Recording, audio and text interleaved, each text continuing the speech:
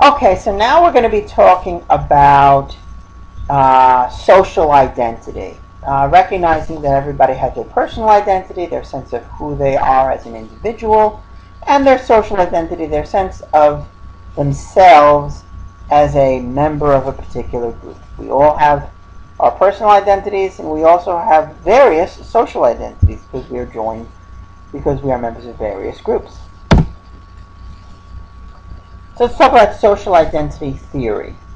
The idea about your social identity theory is that our social identity, our self-concept, is determined by our group memberships. So our sense of self really is, like the big part of it is our membership, our identity in different groups. We have a personal identity, that's our individual self. We have a social identity, which you could call our collective self, the self that we have as part of particular groups. And we have a natural tendency to kind of see ourselves as group members, to join with groups, to identify ourselves as part of a group. And this is true even in what Teifel and Turner called the minimal intergroup situation. The minimal intergroup situation is basically putting people into categories based on some very, meaningless distinction. So the way they did it in their research was they had people look at a modern art painting by Klee and another modern art painting by Kandinsky, basically saying, asking them which painting they like better. So some people picked the Klee, some people picked the Kandinsky, and they just separated them into groups as like your group 1, your group 2. And it turns out that just that particular kind of distinction was enough for people to show kind of an in-group bias. They like their group better than the other group. And they saw themselves, it became part of their social identity in a way, their membership in the Klee group versus the Kandinsky group. And even though the distinction really... And basically, we'll talk a little bit about categorization and identification. Social categorization is the idea that we automatically classify people, and we even classify ourselves into groups. So we put people into categories. Okay, we say, all right, this person fits into the category of being Jewish. This person fits into the category of being a brunette. This person fits into the category of being a college student, whatever. You put them into a category, okay? You identify the person based on the group that they happen to belong to, and and that's what categorization is. And at the beginning, okay, you can be categorized. Let's say you're categorizing yourself as a member of a particular group, and then you say, well, I'm a member of this particular group. Maybe say, okay, I'm a college student. And you say, well, let's see, college students are intelligent. They are, maybe they study hard. They want to be successful, whatever it is. And you take on these particular characteristics. You identify these various characteristics of them. And they say, well, I have those characteristics. I'm smart. I like to study. I like to study hard, and I'm ambitious. I want to be successful. So that's who I am. I'm a college student, and now you identify, not just putting yourself into that category. You now really take into heart that is who you are. Okay? And essentially you are identifying with the particular group you're talking about. And that's the process of social identification. So categorization, you're just saying, I'm a member of the group. Identification is you're really taking it as part of your self-concept. This is who I am. I have these qualities. I have these characteristics. In a way, you're stereotyping yourself as a member of this particular group. And it's becoming more of a groupish, a social identity than an individual identity. Collective self-esteem is an interesting concept. The concept of self-esteem is basically your sense of self-worth, your sense of yourself as a worthy person. Okay? You have a high sense of self-esteem. You see yourself as a pretty worthy person. If you have your low self-esteem, you see yourself as maybe perhaps a little bit worthless and not as good as other people for whatever reason. Okay? But now we also have a collective self-esteem, which is in which the idea is that your self-esteem depends on how much you value the groups to which you belong. So essentially, we have an individual self-esteem, but we also have a collective self-esteem, and it's based on how you feel about your group membership. If you are a member of a group that maybe you feel ashamed to be a member of, then your collective self-esteem would be pretty low. But if you feel as if your group is a worthy group and you're a member of it, you're going to be very proud about being a member of that group, your collective self-esteem is going to be high. You might be a member of a good group, but maybe you feel as if your worth as a member is, maybe you don't feel appreciated by your fellow group members, then also your collective self-esteem might be low. Even though the group itself might be worthy, maybe you're not valued within that group. So bottom line, these are various aspects of collective self-esteem. Your membership esteem, private collective self-esteem, public collective self-esteem, and your identity.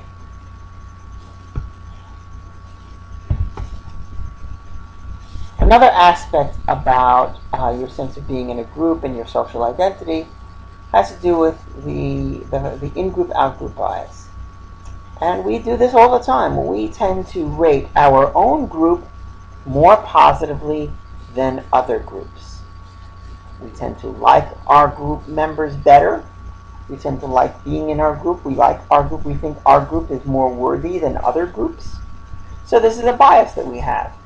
In fact, it might even go into, as far as engaging in out-group derogation, where you're actually putting down members of another group. Not just saying your group is great, but saying these groups are terrible. Basking in reflected glory, or berging, is something else that we do when it comes to being a group member and kind of attaching ourselves to that.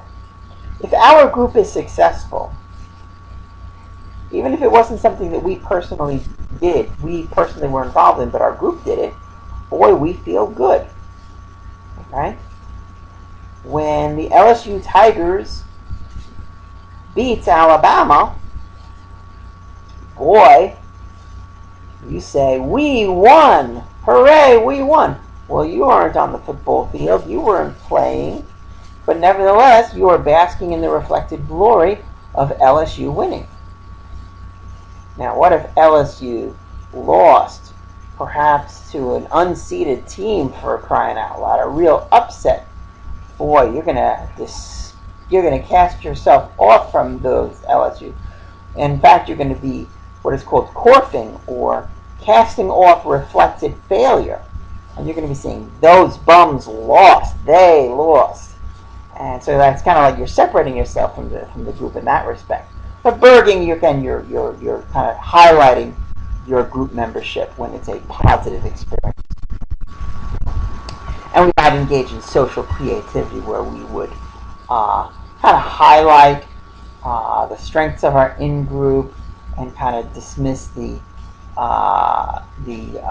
weaknesses of it. We might stress how much better we are than other groups and kind of ignore how we may not be as good as other groups, that kind of thing. Making our groups feel look better. Stereotype threat is an interesting phenomenon. And this happens to people who are, who may feel as if they're being evaluated in some way based on some characteristic that their particular group that they belong to is stereotyped to have. Okay? This is a very interesting phenomenon. For example, okay, there is a stereotype about African Americans that African Americans are less intelligent than white Americans. Okay? Now, if you are an African American and you are taking a particular test, your performance on that test is going to be worse if you are told that that test is a valid test of intelligence. Why is that? In other words, if you take a group of African Americans and you randomly assign them to two groups, both groups are given the same test, but one group is told that the test is like a valid measure of intelligence. Well, the group that is told that it's a valid measure of intelligence does worse. Why is that happening? They're taking the same test. There's no difference between the two groups other than the message that one group is getting. Well, the group that, the idea behind stereotype threat is if you are told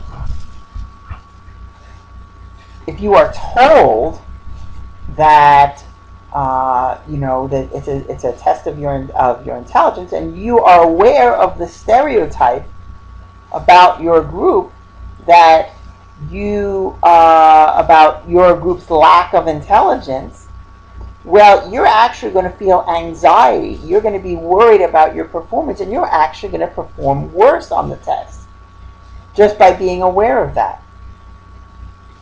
This has been shown with women too. For example, women who are given a math test, and we know about the stereotype about women and math is that women aren't very good at math, which of course is not really a true stereotype. Is that if you are a woman and you're taking the test and you're wearing a bikini, you're going to perform worse on the test than women wearing normal clothes. And again, it has to do with the idea about the math and the idea about revealing, the idea about being a woman, making that particular aspect of your social identity very salient, makes it less likely that you are going to that you're going to feel more anxiety. You're going to not perform as well.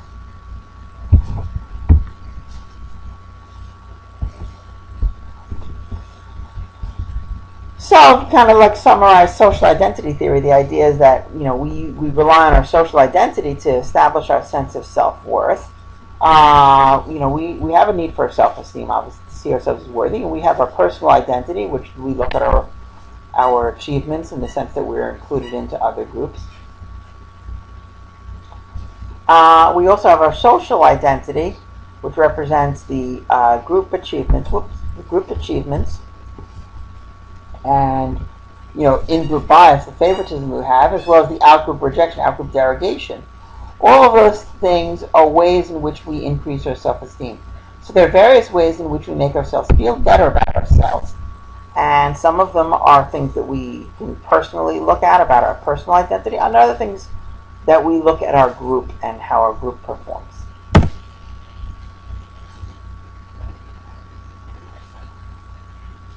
So again, to summarize, if we ask the question, who are you? Who am I?